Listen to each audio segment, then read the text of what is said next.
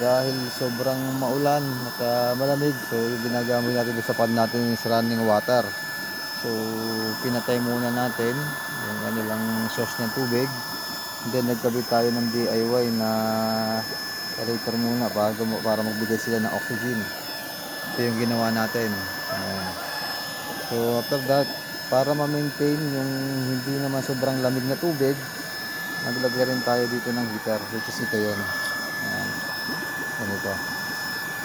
Ilagay natin para kahit paano ma-minimize yung lamig ng tubig sa mga railings natin.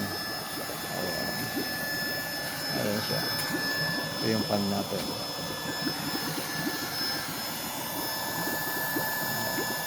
Sobra kasing maulan, sobrang lamig ng tubig. So para hindi masyadong sobrang lamig, ayan muna.